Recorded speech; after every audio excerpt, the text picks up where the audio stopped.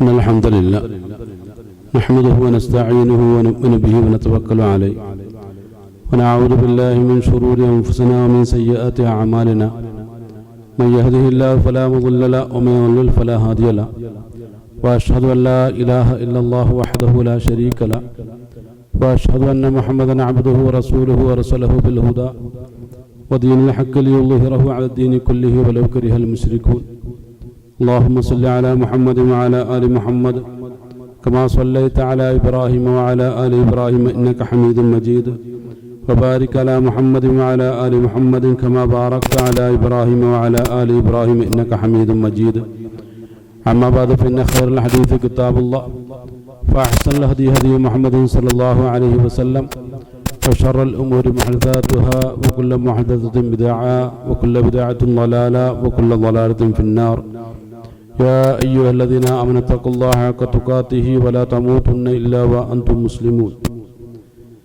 أعوذ بالله من الشيطان الرجيم بسم الله الرحمن الرحيم إنا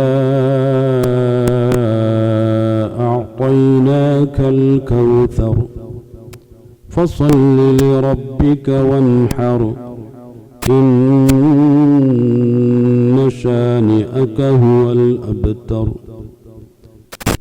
ഏറെ പ്രിയങ്കരായ സഹോദരങ്ങളെ സഹോദരിമാർ, അല്ലാഹുവിൻ്റെ കൽപ്പന നിർദ്ദേശങ്ങളെ സഗൗരവം കണക്കിലെടുക്കുകയും അവകളെ ജീവിതത്തിൽ പ്രായോഗികവൽക്കരിക്കുകയും തഖ്വ ഉൾക്കൊണ്ട് ജീവിതത്തെ ചിട്ടപ്പെടുത്തുകയും ചെയ്യണമെന്ന് എന്നോട് നിങ്ങളോടും ആദ്യമായി ഉണർത്തുകയാണ്. അല്ലാഹുവിൻ്റെ കൽപ്പന നിർദ്ദേശങ്ങളെ ജീവിതത്തിൽ അകലം പാലിക്കുവാനും അവസാന നിമിഷം വരെ അവൻ്റെ തൃപ്തിയിൽ കഴിഞ്ഞുകൂടുവാനും അവസാന നിമിഷത്തിൽ പരിശുദ്ധ കലിമത്തു ഷഹാദ ഉച്ചരിച്ചുകൊണ്ട് അള്ളാഹുവിൻ്റെ റിളയിലേക്ക് സന്തോഷത്തോട് യാത്ര ചെയ്യാനുള്ള വലിയ സൗഭാഗ്യം നൽകി നമ്മെ ഏവരെയും അള്ളാഹു അനുഗ്രഹിക്കുമാറാകട്ടെ. വിശുദ്ധ ഖുർആനിലെ 108-ാമത്തെ സൂറത്തുൽ കൗസർ അത് നാം ഒന്ന് പാരായണം ചെയ്താൽ അള്ളാഹു സുബ്ഹാനഹു തആല വലിയ ചില ചിന്തകളാണ് നമുക്ക് മുമ്പാകെ അവതരിപ്പിക്കുന്നത്. അഊദു ബില്ലാഹി മിനശ് ശൈത്വാനിർ റജീം. ഇന്നാ അഅ്തൈനാകൽ കൗസർ. ഇന്നാ അഅ്തൈനാക ആദരവായ റസൂലുള്ളാഹി സ്വല്ലല്ലാഹു അലൈഹി വസല്ലമയെ സംബോധന ചെയ്തുകൊണ്ട് അല്ലാഹു സുബ്ഹാനഹു തആല വ്യക്തമാക്കുകയാണ്, താങ്കൾക്ക് നാം നൽകിയിരിക്കുന്നു, തീർച്ചയായും താങ്കൾക്ക് നാം നൽകിയിരിക്കുന്നു അൽ കൗസർ, ധാരാളമായ നേട്ടങ്ങൾ നൽകിയിരിക്കുന്നു. അതിനുശേഷം അല്ലാഹു പറയുന്നു ഫസ്വല്ലി, അങ്ങനെ താങ്കൾ നമസ്കാരം നിർവഹിക്കണം, ലി റബ്ബിക, താങ്കളുടെ റബ്ബിന് വേണ്ടി, വൻഹർ, താങ്കൾ ബലിയർപ്പിക്കുകയും ചെയ്യണം. ഇന്ന ഷാനിഅക, നിശ്ചയമായും താങ്കളോട് അങ്ങേയറ്റം വിദ്വേഷം വെച്ച് പുലർത്തുന്ന ആളുകൾ, ഹുവ, അവൻ ആരാണോ അൽ അബ്തർ, അവൻ തന്നെയാകുന്നു ഏറ്റവും വലിയ അബ്തർ. അബ്തർ എന്ന വാക്കിന്റെ അർത്ഥം ചെറിയൊരു വാക്കൃത്തമായി നമുക്ക് അവതരിപ്പിക്കാൻ കഴിയുന്ന ഒന്നല്ല. അങ്ങനെ പറയാൻ ശ്രമിച്ചാൽ വാലറ്റവൻ, ഭാവിയില്ലാത്തവൻ എന്നൊക്കെയാണ് അതിൻ്റെ അർത്ഥം. ഏതൊരു പശ്ചാത്തലത്തിലാണ് ഈ സൂറത്തിൻ്റെ അവതരണം എന്ന് നാം ഒന്ന് പരിശോധിച്ച് നോക്കിയാൽ അതിൻ്റെ സബബ് നുസൂല് പരിശോധിക്കുമ്പോൾ അതിലവ റസൂലുള്ളാഹി സ്വല്ലല്ലാഹു അലൈഹി വസല്ലമയുടെ ജീവിതത്തിൽ ഉണ്ടായ വലിയ ചില പരീക്ഷണങ്ങളുടെ പശ്ചാത്തലത്തിലാണ് എന്നാണ് നമുക്ക് മനസ്സിലാക്കാൻ കഴിയുന്നത്. റസൂലുള്ളാഹി സ്വല്ലല്ലാഹു അലൈഹി വസല്ലമയ്ക്ക് അല്ലാഹു സുബ്ഹാനഹു തആല 2 ആൺകുട്ടികളെ കൊടുത്തിരുന്നു. ഒരു പുത്രന്റെ പേര് ഖാസിം എന്നായിരുന്നുവെങ്കിൽ മറ്റൊരു പുത്രന്റെ പേര് ഇബ്രാഹിം എന്നായിരുന്നു. അതിലേറ്റവും മൂത്ത പുത്രനായിട്ടാണ് ഖാസിം റസൂലുള്ളാഹി സ്വല്ലല്ലാഹു അലൈഹി വസല്ലമയ്ക്ക് ജനിക്കുന്നത്.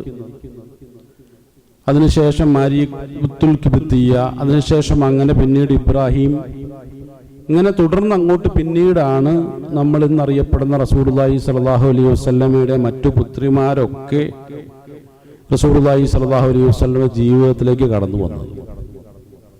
ആദ്യമായി ഒരു പുത്രൻ ഉണ്ടാവുക എന്ന് പറയുമ്പോൾ ഒരു വ്യക്തിയുടെ മനസ്സിലുണ്ടാകുന്ന വലിയ സന്തോഷം, വലിയൊരു ആദർശത്തെ മുൻനിർത്തിക്കൊണ്ട് മുന്നോട്ട് പോകുന്ന ഒരു വ്യക്തിയാണെങ്കിൽ തൻ്റെ ആദർശം ഏറ്റെടുക്കുവാനും തനിക്ക് ശേഷം ആ ഒരു ആദർശത്തെ നിലനിർത്താനും ഏറ്റവും സ്വാതന്ത്ര്യത്തോടുകൂടി വസൂയത്ത് ചെയ്യാൻ കഴിയുന്ന ഒരു വ്യക്തിയാണ് എന്നുള്ള തിരിച്ചറിവ് ഇങ്ങനെയുള്ള നേതാക്കന്മാർക്ക് ഉറപ്പായിട്ടുണ്ടാവും. ഭരണാധികാരികളെ സംബന്ധിച്ചിടത്തോളം ആ ഭരണ സംവിധാനം നിലനിർത്താൻ തൻ്റെ കുടുംബത്തിൽ നിന്നും ഒരംഗം, അത് വലിയൊരു പ്രതീക്ഷയാണ്.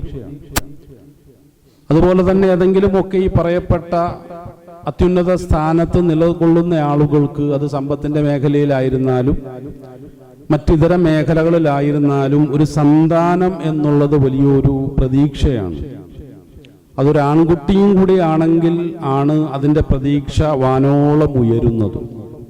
കാരണം താൻ എന്തൊക്കെയാണോ ഇവിടെ പണിത് ഉയർത്തിയിട്ടുള്ളത് അതിനെയൊക്കെ ഏറ്റെടുക്കുവാൻ, ഏൽപ്പിച്ചു കൊടുക്കുവാൻ ഒരാളുണ്ടല്ലോ എന്നുള്ള വല്ലാത്തൊരു പ്രതീക്ഷയാണ്. എന്നാൽ അത്തരം പ്രതീക്ഷകളെ അസ്ഥാനമാക്കിക്കൊണ്ടാണ് അല്ലാഹു സുബ്ഹാനഹു തആല വളരെ പെട്ടെന്ന് തന്നെ ഖാസിം എന്ന ആ ഒരു പുത്രനെ തിരിച്ചു വിളിച്ചത്. ജനിച്ചിട്ട് വലിയ മാസമൊന്നും ആയിട്ടില്ല. അതിനു മുമ്പേ, വയസ്സ് തികയുന്നതിന് മുമ്പേ അല്ലാഹു സുബ്ഹാനഹു തആല ഒന്നാമത്തെ പുത്രനെ തിരിച്ചു വിളിക്കുകയാണ്. റസൂലുള്ളാഹി സ്വല്ലല്ലാഹു അലൈഹി വസല്ലമയുടെ ജീവിതത്തിൽ നിന്നും യാത്ര പറഞ്ഞു പോവുകയാണ്. അതിനുശേഷമാണ് രണ്ടാമത്തെ പുത്രൻ കൂടുതൽ പ്രതീക്ഷകളുമായി അവിടുന്ന് ജീവിതത്തിലേക്ക് കടന്നു വന്നത്. എന്നാൽ ഏതാണ്ട് കുറെ മാസങ്ങൾ കഴിഞ്ഞപ്പോൾ, ഒരു 1.5 വയസ്സ് പ്രായമുള്ള സമയത്ത് അല്ലാഹു സുബ്ഹാനഹു തആല ഇബ്രാഹിം എന്ന പേരുള്ള ആ ഒരു കുട്ടിയെയും കൂടി തിരിച്ചു വിളിക്കുക. ചുരുക്കത്തിൽ 2 കുട്ടികളും റസൂലുള്ളാഹി സ്വല്ലല്ലാഹു അലൈഹി വസല്ലമയുടെ ജീവിതത്തിൽ നിന്നും വഫാത്തായി പോകുന്ന വേദനാജനകമായ ആ ഒരു സംഗതിക്ക് സത്യത്തിന് സാക്ഷ്യം വഹിക്കേണ്ടി വന്ന ഒരു മഹാൻ എന്നുള്ള വലിയൊരു പ്രത്യേകത കൂടി നമുക്ക് ചരിത്രത്തിലൂടെ റസൂലുള്ളാഹി സ്വല്ലല്ലാഹു അലൈഹി വസല്ലമയിൽ വായിച്ചെടുക്കാവുന്നതാണ്. പലപ്പോഴും മരണപ്പെടുമ്പോൾ നിങ്ങൾ കരയാൻ പാടില്ല എന്നുള്ള റസൂലുള്ളാഹി സ്വല്ലല്ലാഹു അലൈഹി വസല്ലമയുടെ നിർദ്ദേശത്തിന്റെ പരിധി എത്രത്തോളമാണ് എന്ന് ഹദീസുകളുടെ വെളിച്ചത്തിൽ നാം ഒന്ന് പരിശോധിച്ച് നോക്കുമ്പോൾ അതിന്റെ പരിധി കൃത്യമായ രൂപത്തിൽ നമുക്ക് മനസ്സിലാക്കാൻ കഴിയുന്നതും ഈ പുത്രന്മാരുടെ വിയോഗത്തിന്റെ അവസരത്തിലാണ്. റസൂലുള്ളാഹി സ്വല്ലല്ലാഹു അലൈഹി വസല്ലമയുടെ കണ്ണുകളിൽ നിന്നും വിഷമം കാരണം, പ്രയാസം കാരണം, വേദന കാരണം കണ്ണീർ ചാലിട്ടൊഴുകി. ഇത് കണ്ട സഹാബത്ത് ചോദിച്ചു, അല്ലാഹുവിന്റെ റസൂലേ സ്വല്ലല്ലാഹു അലൈഹി വസല്ലം, അങ്ങാണല്ലോ ഞങ്ങളോട് നിർദ്ദേശിച്ചത് പ്രിയപ്പെട്ടവർ വിട പറഞ്ഞു പോയാൽ കരയാൻ പാടില്ല എന്ന്. അങ്ങ് വിലപിക്കുകയാണ്. റസൂലുള്ളാഹി സ്വല്ലല്ലാഹു അലൈഹി വസല്ലം പറഞ്ഞു, നിങ്ങളെ കാണുന്നത് കാരുണ്യത്തിന്റെ അടയാളമാണ്. ഈ ഭൗതിക ലോകത്ത് മനുഷ്യന്റെ ഉള്ളിൽ നിലകൊള്ളുന്ന ഒന്ന് സ്നേഹമാണ്. ആ സ്നേഹത്തിന്റെ അടിസ്ഥാനപരമായ സംഗതി കാരുണ്യമാണ്. കാരുണ്യത്തിൽ അധിഷ്ഠിതമല്ലാത്ത ഏത് സ്നേഹമായിരുന്നാലും അത് ലക്ഷ്യപ്രാപ്തിയിൽ എത്തില്ല എന്ന് മാത്രമല്ല, പലപ്പോഴും കൂടുതൽ അപകടകരമാകാറുണ്ട്. കാരണം നമ്മൾ അങ്ങേയറ്റം സ്നേഹിക്കുന്ന ആളുകൾ, ഇഷ്ടപ്പെടുന്ന ആളുകൾ നമുക്ക് അനിഷ്ടകരമായ രൂപത്തിൽ നമ്മളോട് പ്രതികരിക്കുമ്പോഴോ പെരുമാറുമ്പോഴോ, വിശ്വാസ്യതയ്ക്ക് കളങ്കം തട്ടുന്ന രൂപത്തിലുള്ള പെരുമാറ്റങ്ങൾ കാഴ്ചവെക്കുമ്പോഴോ നമ്മൾ അവരോട് പല നിലയ്ക്കും പ്രതികരിക്കാറുണ്ട്, പെരുമാറാറുണ്ട്. അതിൽ ചിലത് വളരെ സൗമ്യമായിരിക്കും, സമാധാനപരമായിരിക്കും. ഒരൽപ്പം വേദനാജനകമാണെങ്കിൽ പോലും അത് കാരുണ്യത്തിൽ അധിഷ്ഠിതമായതുകൊണ്ടാണ് അതിക്രമ പ്രവർത്തനങ്ങളുമായി ആ ഒരു വ്യക്തി മുന്നോട്ട് പോകാത്തതിന്റെ കാരണം. എന്നാൽ അതേ സമയത്ത് ചില ആളുകളുടെ പ്രതികരണം ശക്തമായിരിക്കും, കടുത്തതായിരിക്കും,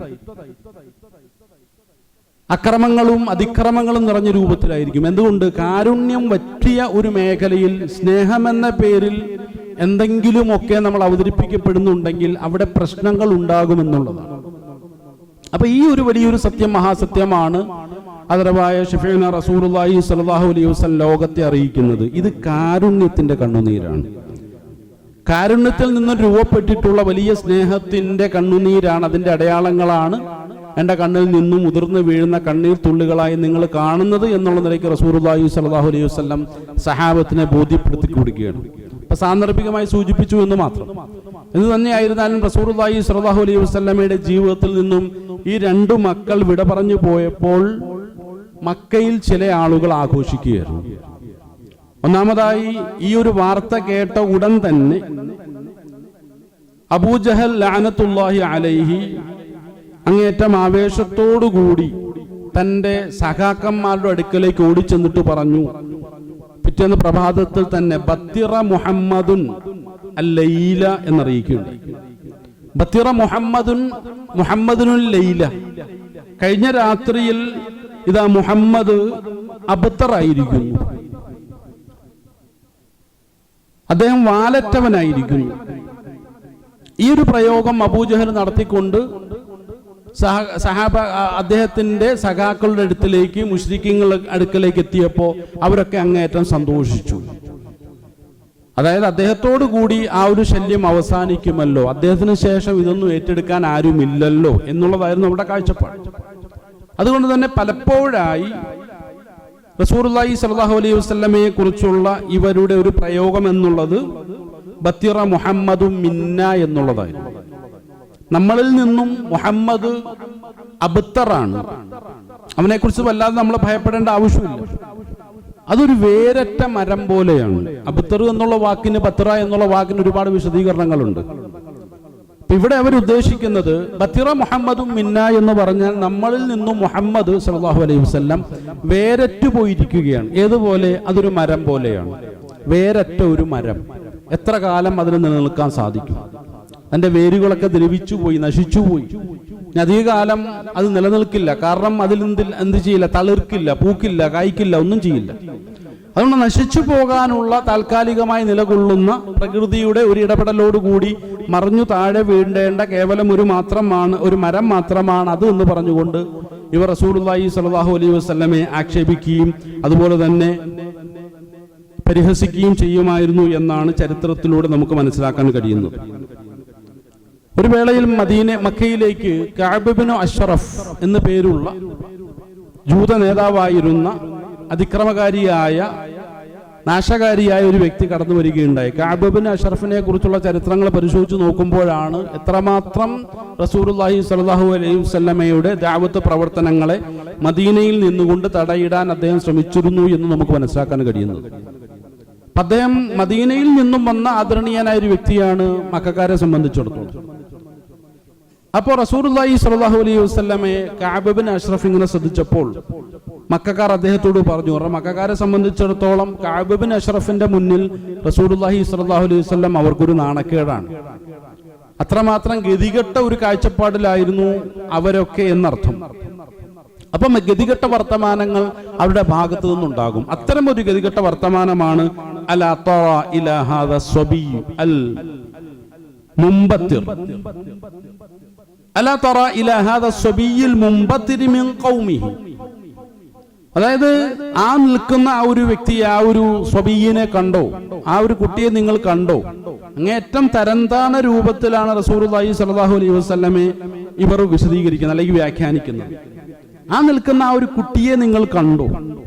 ചിന്താപരമായും കാഴ്ചപ്പാടിന്റെ ഒക്കെ അടിസ്ഥാനത്തിൽ ഒരു കുട്ടിത്തം നിറഞ്ഞ കാഴ്ചപ്പാടുകളുമായി മുന്നോട്ട് പോകുന്ന ഒരു വ്യക്തിയാണ് അദ്ദേഹം. പക്ഷെ അദ്ദേഹത്തിന്റെ വാദം എന്താണെന്നറിയോ?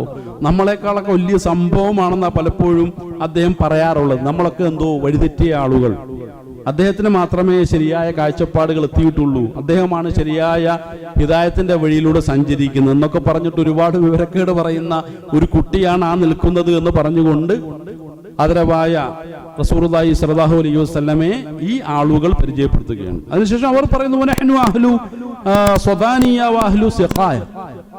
അതായത് ഈ ഹജ്ജാജികൾക്കുള്ള എല്ലാവിധ സൗകര്യങ്ങളും ചെയ്തു കൊടുക്കുകയും അവർക്കുള്ള വെള്ളം എത്തിച്ചു കൊടുക്കുകയും ചെയ്യുന്ന അത്രയും അത്യുന്നതരായ നമ്മൾ, ഇത് ഭൗതികമായി എന്ന മക്കക്കാർക്കുണ്ടായിരുന്ന വലിയ ഗുണങ്ങളായിരുന്നു എന്നാണ് സൂറത്തുൽ ഖുറൈബ് പരിശോധിച്ച് നോക്കുമ്പോൾ നമുക്ക് മനസ്സിലാക്കാൻ കഴിയുന്നത്. അപ്പൊ ഈ രൂപത്തിൽ അങ്ങേയറ്റം പിന്നോക്കക്കാരനായ ചിന്താഗതിയിൽ, കാഴ്ചപ്പാടിന്റെ വിഷയത്തിൽ, അറിവിന്റെ വിഷയത്തിൽ ഒന്നുമല്ലാത്ത ഒരു വ്യക്തിയാണ് ആ നിൽക്കുന്നത്. കാരണം നമ്മൾ എത്രത്തോളം അത്യുന്നതരാണ്. കഅബയുടെ പരിപാലകരാണ്, ഹജ്ജാജികളായ ആളുകളെ എല്ലാ നിലയ്ക്കും സഹായിക്കുന്നവരാണ്. അത്രമാത്രം അത്യുന്നതരായ നമ്മളെക്കുറിച്ച് അദ്ദേഹം പറയുന്നത് കേട്ടാൽ നമ്മൾ അത്ഭുതപ്പെട്ടു. എന്തായിരുന്നാലും അദ്ദേഹം ചിന്താപരമായ വിഷയങ്ങളിലും മറ്റുമൊക്കെ അങ്ങേയറ്റം ഒരു കുട്ടിത്തം നിറഞ്ഞ ഒരു വ്യക്തിയാണെന്ന് പറഞ്ഞുകൊണ്ട് റസൂലുള്ളാഹി സ്വല്ലല്ലാഹു അലൈഹി വസല്ലമയെ പരിചയപ്പെടുത്തുകയുണ്ടായി. മറ്റൊരു വേളയിൽ മക്കയിലെ കാരണവർ എന്ന് വിശേഷിക്കപ്പെടുന്ന ആസു ബിൻ വാഇൽ അദ്ദേഹം ഒരു സന്ദർഭത്തിൽ പറയുകയാണ്, ഇന്ന മുഹമ്മദൻ അബ്തറു ലാ ഇബ്ന ലഹു യഖൂമു മഖാമഹു ബഅദഹു ഫഇദാ മാത ഇൻഖതഅ ദിക്റുഹു വസ്തറഹതും മിൻഹു. അതായത് ഈ മുഹമ്മദ് എന്ന് പറയുന്ന ഒരു വ്യക്തി, നിശ്ചയമായും ഇന്ന മുഹമ്മദൻ, നിശ്ചയമായും മുഹമ്മദ് എന്ന് പറയുന്ന വ്യക്തി സല്ലല്ലാഹു അലൈഹി വസല്ലം അബ്തറു ലാ ഇബ്ന ലഹു, അദ്ദേഹം ഒരു അബത്തറാണ്. എന്താ കാരണം എന്നറിയോ? അദ്ദേഹത്തിന് മക്കളില്ലല്ലോ. 2 മക്കൾ ഉണ്ടായിരുന്നു. അതിനെ എന്ത് ചെയ്തു? ദൈവം തിരിച്ചു വിളിച്ചു കൊണ്ടുപോയി. യഖൂമു മഖാമഹു ബഅദ ഫഇദാ മാത, അദ്ദേഹം മരണപ്പെട്ടു പോയി കഴിഞ്ഞാൽ അദ്ദേഹത്തിന്റെ ഇന്നത്തെ അവസ്ഥ നിലനിൽക്കില്ല. ഇൻഖതഅ ദിക്റുഹു, അദ്ദേഹത്തെ കുറിച്ചുള്ള സ്മരണകളൊക്കെ മുറിഞ്ഞു പോകും, അത് നശിച്ചു പോകും. വസ്തറഹതു മിൻഹു, അദ്ദേഹത്തിൽ നിന്ന് നമ്മളൊക്കെ എന്ത് ചെയ്യും? സമാധാനം നേടുകയും ചെയ്യും എന്ന് പറഞ്ഞുകൊണ്ട് ആസിബ് ബിൻ വാഇൽ ആശ്വസിക്കുന്ന ഒരു സന്ദർഭമാണ് നമുക്കിവിടെ മനസ്സിലാക്കാൻ കഴിയുന്നത്. അപ്പൊ ഈ രൂപത്തിലൊക്കെ റസൂലുള്ളാഹി സ്വല്ലല്ലാഹു അലൈഹി വസല്ലമയെ അങ്ങേയറ്റം ആക്ഷേപിക്കുകയും കുറ്റപ്പെടുത്തുകയും അതിന്റെ തീവ്രത എത്രത്തോളമാണ് എന്ന് മനസ്സിലാക്കുന്നതിന് വേണ്ടിയിട്ടാണ് ഇത്രമാത്രം മക്കയിലെ നേതാക്കന്മാരുടെ ഉദ്ധരണികളെ ഇവിടെ സൂചിപ്പിച്ചിട്ടുള്ളത്.